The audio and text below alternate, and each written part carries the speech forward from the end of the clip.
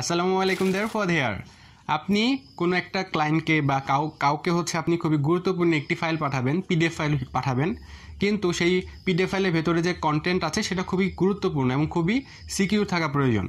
তো আপনি যেটি করলেন, আপনি পিডিএফ ফাইল জেনারেট করে আপনি তাকে হচ্ছে পিডিএফ ফাইল পাঠিয়ে দিলেন, কিন্তু ভুলবশত যদি আপনি তাকে ইমেলের মাধ্যমে যেহেতু পাঠাচ্ছেন, তো ইমেল অ্যাড্রেস যদি ভুল করে ফেলেন, অন্য কারো ইমেল অ্যাড্রেসে যদি চলে যায়, সেই ক্ষেত্রে এই বিষয়টা কিন্তু খুবই ঝামেলাপূর্ণ হতে পারে।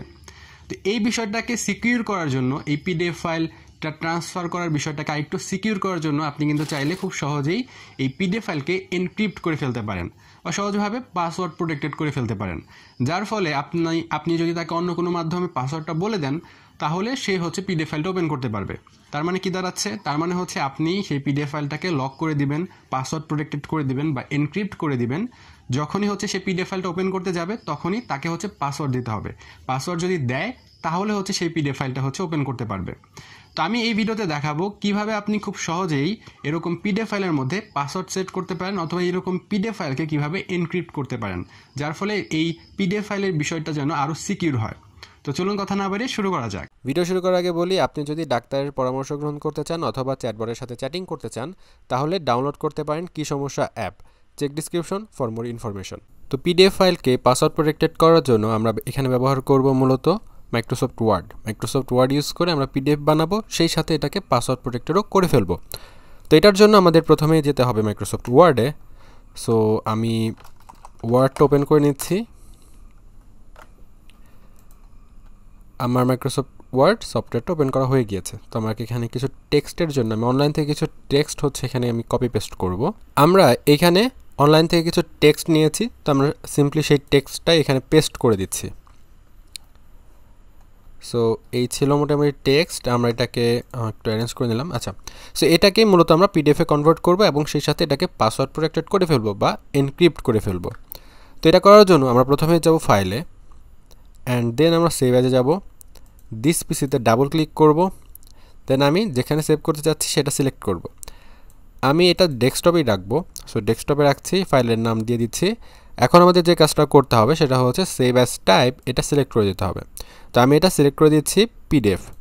ওকে, আমার ফাইলের টাইপটা পিডিএফ সিলেক্ট করা হয়ে গিয়েছে। এখন আমাদের যে কাজটা করতে হবে সেটা হলো যে আমাদের অপশনসে যেতে হবে। অপশনসে যাওয়ার পরে আমরা একদম নিচের দিকে দেখতে পারবো encrypt the document with a password. এখানে টিক চিহ্ন দিব। এখানে টিক চিহ্ন দেওয়ার পরে আমি ওকে বাটনে ক্লিক করব। ওকে বাটনে ক্লিক করার সাথে সাথে আমরা দেখতে পাচ্ছি আরেকটা ডায়ালগ ওপেন হয়েছে। এখানে আমাদেরকে পাসওয়ার্ড দিতে বলতেছে। এখানে আমি 1 থেকে 6 পর্যন্ত পাসওয়ার্ড দিয়ে দিচ্ছি, মানে 1 2 3 4 5 6 এই পর্যন্ত পাসওয়ার্ডটা দিয়ে দিলাম। তো আমি এখানে আবারও 1 2 3 4 5 6 পর্যন্ত দিয়ে দিচ্ছি, রিটাইপ করছি। এখানে একটা জিনিস লক্ষ্য রাখবেন, সেটা হচ্ছে আপনাকে কমপক্ষে কিন্তু 6 ক্যারেক্টারের পাসওয়ার্ড দিতে হবে, তা না হলে কিন্তু কাজ করবে না। তো আমি 1 থেকে 6 পর্যন্ত পাসওয়ার্ডটা সিলেক্ট করে দিলাম। সো আমি 1 থেকে 6 পর্যন্ত পাসওয়ার্ড দিয়ে দিয়েছি। এখন আমি ওকে বাটনে প্রেস করব। ওকে বাটনে প্রেস করার পরে আমি সিম্পলি সেভ বাটনে ক্লিক করব। সেভ বাটনে ক্লিক করার পরে আমি দেখতে পাচ্ছি আমার পিডিএফ ডকুমেন্টটা ব্রাউজার দিয়ে অটোমেটিকলি ওপেন হয়ে যাচ্ছে। আচ্ছা, আমি এটাকে কেটে দিচ্ছি এখান থেকে। এখন নিশ্চয়ই দেখতেই পাচ্ছেন আমাদের সেই পিডিএফ ফাইলটা এখানে আছে। আমি যদি এখন এই পিডিএফ ফাইলটা ওপেন করতে চাই, তাহলে আমাকে পাসওয়ার্ড দিতে হবে। এই পিডিএফ ফাইলের ভেতরে যে কন্টেন্ট আছে এটা কিন্তু আমি দেখতে পারতেছি না, আমাকে পাসওয়ার্ড দিয়ে দেন আমাকে হচ্ছে দেখতে হবে। সো এখানে আমি আমার যে পাসওয়ার্ডটা দিয়েছিলাম 1 থেকে 6 পর্যন্ত, সেটা আমি এখানে টাইপ করছি। টাইপ করার পর আমি এন্টার প্রেস করতে পারি অথবা সাবমিট বাটনে ক্লিক করতে পারি। ক্লিক করার সাথে সাথে আমি দেখতে পাচ্ছি আমার সেই ফাইলটা, পিডিএফ ফাইলের ডকুমেন্টটা আমরা দেখতে পারতেছি, ইনফরমেশনগুলো দেখতে পারতেছি। আমি যদি ভুল পাসওয়ার্ড টাইপ করতাম, ধরেন আমি এখানে হচ্ছে ভুল একটা পাসওয়ার্ড দিয়ে দিচ্ছি, দেন আমি যদি সাবমিট বাটনে ক্লিক করি, তাহলে দেখতেছি ইনকারেক্ট পাসওয়ার্ড দেখাচ্ছে। আমার ফাইলটা কিন্তু সাবমিট হচ্ছে না, ওপেন করতে পারছি না।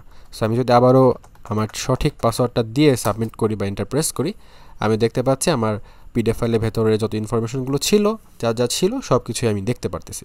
সো এইভাবে বা এই প্রসেসে আপনারা খুব সহজেই মাইক্রোসফট ওয়ার্ড ইউজ করে এনক্রিপ্টেড পিডিএফ ফাইল তৈরি করতে পারেন বা আপনার পিডিএফ ফাইলকে পাসওয়ার্ড প্রোটেক্টেড করে ফেলতে পারেন। আশা করি এই ভিডিওটি দেখার মাধ্যমে আপনার নতুন একটা ইনফরমেশন হয়তো বা জানতে পেরেছেন, কিভাবে পিডিএফকে পাসওয়ার্ড প্রোটেক্টেড করতে হয় বা এনক্রিপ্ট করতে হয় এই বিষয়টা শিখে ফেলেছেন। এই ভিডিওটি যদি আপনার ভালো লাগে অবশ্যই ভিডিওতে লাইক দিবেন, কমেন্ট করে আপনার মূল্যবান মন্তব্য অবশ্যই আমাদেরকে জানিয়ে দিবেন। আমাদের ভিডিওগুলো ভালো লাগলে আমাদের সাথে কানেক্টেড থাকতে পারেন। আমাদের সাথে কানেক্টেড থাকার জন্য আমাদের ইউটিউব চ্যানেল সাবস্ক্রাইব করতে পারেন অথবা ফেসবুক পেজ ফলো করে আমাদের সাথেই কানেক্টেড থাকতে পারেন। দেখা হবে আগামী ভিডিওতে। সে পর্যন্ত সবাই ভালো থাকবেন, সুস্থ থাকবেন এবং জ্ঞানময় পৃথিবীতে সবসময় থাকবেন কৌতূহলী।